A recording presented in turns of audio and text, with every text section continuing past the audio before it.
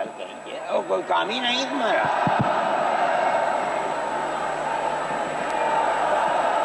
بسم اللہ الرحمن الرحیم. الحمد للہ نحمده ونستعینه ونستغفره ونؤمن به ونتوکل علیہ ونعوذ باللہ من شرور انفسنا ومن سیئات اعمالنا من يهده الله فلا مضل له ومن يضلله فلا هادي له ونشهد أن لا إله إلا الله وحده لا شريك له ونشهد أن سيدنا ومولانا محمدا عبده ورسوله. أما بعد، مسلم پرسنل لا بورڈ کے صدر محترم نائیڈو صاحب کے نائب صدر اور ہمارے مہدی صاحب، دوسرے حضرات جو یہاں بیٹھے ہوئے ہیں، اور یہ جمع غفیر لاکھوں آدمی جو آئے ہیں جمعیت علماء کی دعوت پر. میں جمعیت علماء کے ان ورکرز اور آئے ہوئے مہمانوں کا دل کی گہرائیوں سے شکریہ ادا کرتا ہوں. جن لوگوں نے جمعیت علماء ہند کی دعوت پر اپنے احباب کو جمع کیا اور اپنے خرچ سے جمعیت علماء کا ایک پیسہ کیا پھوٹی کوڑی بھی نہیں لگی، آپ ہی لوگ کروڑوں روپیہ خرچ کر کے اپنی بسوں کا خود ہی انتظام کر کے یہاں تشریف لائے دعوت پر اور آ کر بیٹھے. جمعیت علماء ہند کے خدام کے دل میں اس کی بڑی قدر ہے. اللہ آپ حضرات کو اس کا بہتر بدلہ عطا فرمائے. میرے محترم بزرگوں، آج ہی کا مسئلہ یہ نہیں ہے. جمعیت علماء ہند کی ایک تاریخ ہے، اور ایسی تاریخ ہے اپنے اس ملک کے لیے جو کسی دوسری ہندو مسلم پارٹی کے پاس نہیں ہے. علماء نے اس ملک کی آزادی کے لیے اگر آپ ان کی تاریخ کو پڑھیں گے تو آپ کو اندازہ ہوگا کہ ان کی اس ملک کی آزادی کے لیے قربانیاں 150 سالہ قربانیاں ہیں. کوئی اس ملک کے اندر ہندو مسلم ایسی پارٹی نہیں ہے جس کی تاریخ ایسی قربانیوں کی تاریخ ہو. حضرت شاہ عبدالعزیز صاحب محدث دہلوی نے 1803 میں آواز بلند کی تھی کہ ہمارا ملک غلام ہو گیا، اس غلام ملک کو آزاد کرانا اس ملک میں بسنے والے ہر مسلمان اور ہر شخص کا فرض ہے. کوئی مائی کا لال نہیں تھا جو انگریز کی طاقت کے سامنے آزادی ملک کا نعرہ بلند کر سکتا. ایک مسلمان عالم دین نے اسی دلی کے اندر اس نعرے کو بلند کیا، اس کی جائیداد قلق کر لی گئی، اس کے مدرسے کو دفن کر دیا گیا، اس کو دلی بدر کر دیا گیا، لیکن یہ مسلمان ایسے نہیں تھے جو کسی ملک کے پیسے یا اس کی سطوت اور اس کی طاقت کے سامنے سر جھکا دیتے۔ جو انہوں نے اپنا موقف اختیار کیا تھا پتھر کی چٹان کی طرح، اسی طرح اس موقف کے اوپر کھڑے رہے۔ سب سے پہلا جہاد سن 1932 کے اندر ہوا، ہندوستانی لوگ تو جانتے بھی نہیں، اور اس کے اندر لوگ مر گئے، ختم ہو گئے۔ شاہ عبدالعزیز صاحب کے رشتے کے، ان کے قریب، ان کے اولاد میں شاہ اسماعیل شہید اور رائے بریلی کے شاہ احمد شہید، دونوں کے دونوں ختم ہو گئے، شہید ہو گئے بالا کوٹ کے میدان میں۔ لیکن پیچھے نہیں ہٹے۔ وہ لوگ جو بچ کر آئے تھے سن 1857 میں پھر جہاد کر دیا، اور اس کے اندر صرف اسی دلی کے اندر 33,000 مسلمان شہید کیے گئے، اور لال قلعے سے لے کر جامع مسجد تک درختوں کے اوپر ان کی لاشوں کو لٹکا دیا گیا۔ یہ مسلمان کی تاریخ ہے، علماء کی تاریخ ہے۔ بتائیں کون ہے جس کی زندگی کے اندر یہ تاریخ مل سکتی ہے؟ میں کہتا ہوں، لاکھوں آدمی کے سامنے کہتا ہوں، کوئی مائی کا لال ہے جس نے اس ملک کی اس طرح خدمت کی ہو جس طرح مسلمان علماء نے خدمت کی ہے؟ میرے بھائی، جمعیت علماء انہی مجاہدین کی بنائی ہوئی جماعت ہے۔ ہم تو ان کے جوتے سیدھے کرنے والے ہیں۔ ہمارا کیا کام ہے؟ ایک ہی کام ہے کہ انہوں نے جو جمعیت کی بنیاد کے اندر ہندو مسلم اتحاد اور ملک کے ہر بسنے والے کو ایک پیغام دیا تھا پیار و محبت کا، ہم اسی پیغام کو لیے بیٹھے ہوئے ہیں۔ ہمارا کام صرف اتنا ہے۔ دنیا توڑنا چاہتی ہے، حکومتیں برباد کرنا چاہتی ہیں، فرقہ پرست ذہنیت آگ لگانا چاہتی ہے، یہ نعرہ دینا چاہتی ہے کہ ہندو الگ، سکھ الگ، مسلمان الگ۔ ہم کہتے ہیں نہیں، ہندو مسلم سکھ عیسائی بھائی بھائی۔ یہ ہمارا پیغام نہیں ہے، ان بزرگوں کا پیغام ہے جنہوں نے پھانسیوں کے تختوں کو چوما، اپنے اس ملک کے لیے چوما ہے، اس کی آزادی کے لیے چوما ہے۔ اس ملک کے اندر یگانگت اتحاد جس کو آج آگ لگایا جا رہا ہے، ہمارے بزرگوں نے اسی اتحاد کے لیے اپنی قیمتی جانوں کو قربان کیا ہے، اور ان کا مقصد یہ تھا کہ ملک آزاد ہو جائے۔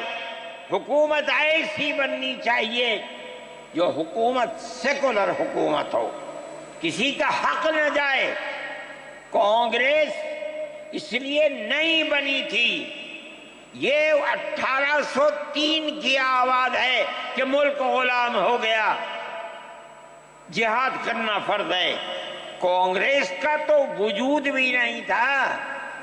کانگریس تو 28 دسمبر 1985 کو بنی ہے، اور اس کا پہلا اجلاس بمبئی کے اندر ہوا ہے۔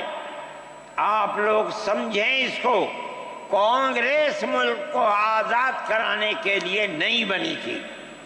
کانگریس کی تجویز موجود ہے، وہ کہتے ہیں کہ ہندو مسلم ملک کے بسنے والوں کی اس جنگ و جدال سے دو جہاد سن 32 کا 1857 کا اس جہاد کے نتیجے میں جو برطانیہ کی حکومت اور ہندوستان کی حکومت میں دوری پیدا ہو گئی ہے، کانگریس کا مقصد تھا کہ اس دوری کو ختم کر دیا جائے، ملک کو اپنے گردن سے زنجیر غلامی کی نکال کر توڑ دیا جائے، کانگریس کا مقصد نہیں تھا۔ میں آپ سے کہتا ہوں یہ بات ہے اور کانگریس کی تجویز میں موجود ہے، کوئی اس کی تردید نہیں کر سکتا۔ کسی نے حضرت گنگوہی رحمت اللہ علیہ سے پوچھا کہ ایک جماعت بنی ہے جو ہندوؤں نے بنائی ہے انگریز کے ساتھ مل کر، کیا مسلمان اس جماعت میں شریک ہو سکتا ہے؟ حضرت نے فتویٰ دیا اور یہ کہا کہ جس طرح اپنے کاروبار میں ہندو مسلمان شریک ہو سکتا ہے، اسی طرح اس پارٹی کے اندر بھی ہندو مسلمان شریک ہو سکتا ہے، بشرطے کہ دین کو کوئی نقصان نہ پہنچے۔ اس فتوے کا نام ہے نصرت الابرار، جو پرانی یونین مکتبیں ہیں، لائبریریاں ہیں، یہ آج بھی وہاں موجود ہے۔ یہ صرف فتویٰ نہیں ہے، یہ اس لیے ہے کہ یہ اشارہ ہے کہ مسلمانوں کو کانگریس کے ساتھ شریک ہونا چاہیے اور کانگریس کے اس نظریے کو بدلنا چاہیے۔ کانگریس کے اندر مستقل غلامی کی زنجیر کو توڑنے کے لیے اور انگریز کے ساتھ جہاد کرنے کے لیے تیار کرنا چاہیے۔ مسلمان جوق در جوق اس کے اندر شریک ہوئے، کانگریس کے اس نظریے کو بدل دیا اور کانگریس کو ملک کی آزادی کے لیے کھڑا کر دیا۔ یہ مسلمان کا، علماء کا، جمعیت علماء کا کردار ہے۔ کوئی مانے نہ مانے، تاریخ میں لکھی ہوئی چیزیں ہیں، ہم سے پوچھے ہم وہ تاریخ کی لکھی ہوئی چیزیں دیں گے۔ ہماری تاریخ کو مٹا دیا گیا۔ وہ طبقہ جو آج ملک کے اندر اسلام اور مسلمانوں کو دفن کرنا چاہتا ہے، وہ ہماری تاریخ کو دفن کرنے کے اندر کامیاب ہو گیا، مگر ہم کہتے ہیں یہ ہماری تاریخ ہے۔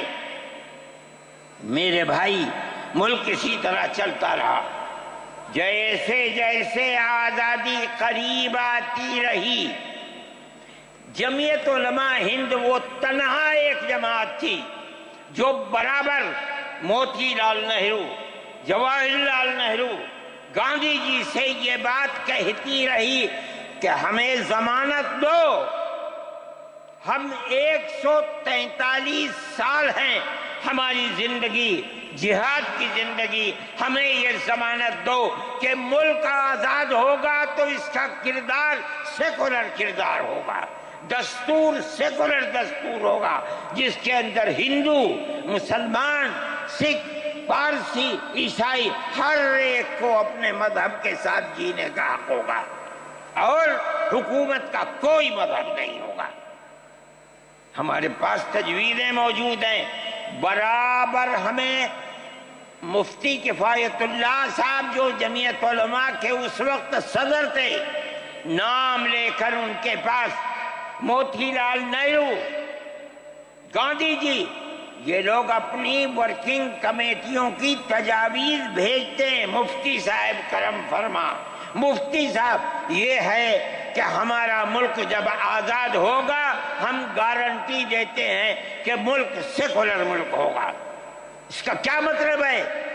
ہمارا کردار، ہمارا مذہب، ہمارا وقت، ہر چیز آزاد رہے گا، مسلمان جس طرح چاہے گا اپنی زندگی گزارے گا، اپنے مذہب کو سینے سے لگا کر زندگی گزارے گا۔ میں یہ بات صرف ہوائی نہیں کہہ رہا ہوں، آپ غور سے اس تحریر کا ایک ایک لفظ سنیں۔ ہری پور ضلع سورت کا اجلاس عام جو 19، 20، 21 فروری 1938 میں 47 میں ملک آزاد ہوا، یہ اجلاس 1938 میں، اس سے بھی 9 سال پہلے، یعنی آج کے مقابلے میں 80 سال پہلے یہ اجلاس ہوا تھا۔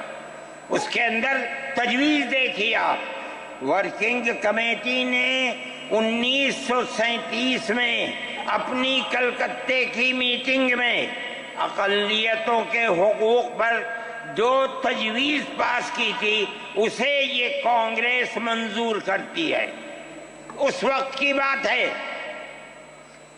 اور نئے سرے سے اعلان کرتی ہے کہ ہندوستان کی اقلیتوں کے تمدنی، مذہبی اور لسانی حقوق کی حفاظت کرنا کانگریس کا پہلا فرض اور بنیادی پالیسی ہے، تاکہ حکومت کی کسی بھی ایسی اسکیم میں جس میں کانگریس شریک ہو، اقلیتوں کو ترقی اور نشو و نما کا زیادہ سے زیادہ موقع مل سکے۔ آپ الفاظ پر غور کیجئے، اور وہ قوم کی سیاسی، اقتصادی اور کلچرل زندگی میں پورا حصہ لے سکے۔ اس کے بعد اس بنیاد پر مسلمانوں کو مطمئن رہنا چاہیے کہ آزاد ہندوستان کی حکومت میں ان کا مذہب، مذہبی فرائض، اذان، نماز، جمعہ، عید، روزہ، حج، زکوٰۃ، مذہبی تبلیغ، مساجد، مقابر، قربانی، مذہبی جلوس، مذہبی جلسے وغیرہ جملہ مذہبی رسوم اور مذہبی ادارے محفوظ ہوں گے، اور اسی طرح ان کی تہذیب و تمدن، ان کے تعلیمی ادارے، خانقاہیں، امام باڑے، عیدگاہیں، تکیے، کربلائیں، آثار قدیمہ، اوقاف وغیرہ سب محفوظ ہوں گے، اور اسی طرح ان کی زبان، ان کی شاعری، رسم الخط وغیرہ سب کے سب آزاد اور محفوظ ہوں گے، کسی پر کوئی رکاوٹ اور قید نہ ہوگی۔ جو میں آپ سے کہہ رہا ہوں، آپ دیکھیے، یو پی کانگریس کا شائع کردہ election board, National Herald press, Lucknow, 1946 کے اندر، شاید 10 فروری ہے جو میں نے نقل کیا ہے، وہ مٹا ہوا تھا، اس کے اندر یہ بلیٹن شائع ہوا ہے۔ میں کہتا ہوں کہ ہندوستان کی جمعیت علماء کے بار بار کھچوکے لگانے پر وعدہ کرو کہ ملک سیکولر ملک ہے، وہ وعدہ کرتے چلتے ہیں۔ میں آج آپ سے پوچھتا ہوں کہ اس میں سب سے پہلی چیز ہے کہ مسلمانوں کا مذہب اور مذہبی فرائض محفوظ رہیں گے۔ آج میں پوچھتا ہوں، ملک کی آزادی کو 70-80 سال ہو رہے ہیں، بتائیے کیا محفوظ ہے مسلمانوں کا؟ آپ مذہب محفوظ ہے مسلمانوں کا؟ کیا آپ نے مسلمان مذہب کا مسئلہ قرآن و حدیث سے ثابت ہے؟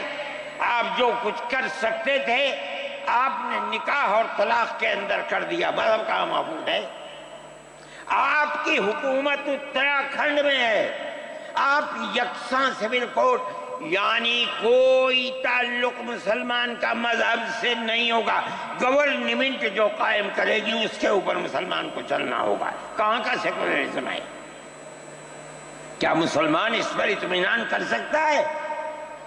آپ کی زندگی اور آپ کی حکومت کا بنیادی ناپاک پتھر یہ ہے کہ مسلمان کو اپنے مذہب سے آپ دور کر دیں۔ کیا آپ اسے قبول کریں گے؟ یہ آج کی حکومت کا یہ مسئلہ ہے۔ مذہبی فرائض کہاں کے آپ زندہ رہ گئے؟ آج آپ نے مسئلہ بنایا ہے کہ اتراکھنڈ کی ریاست اور شہروں کے اندر مسلمان جو 50 سال سے آباد ہے، آباد بھی نہیں رہ سکے گا۔ یہ آپ کا کردار ہے، یہ تصویر ہے اور ناپاک تصویر ہے۔ ہم کہتے ہیں جس تصویر کو آپ پیش کر رہے ہیں یہ تصویر سیکولر دستور کی تصویر نہیں ہے۔ ہمارا آج کا یہ کنونشن سیکولر دستور کی حفاظت کے لیے ہے۔ کہاں ہے جی؟ کیا کر رہے ہو؟ اس ملک کو، ملک میں رہنے والوں کے لیے جہنم بنا رہے ہو۔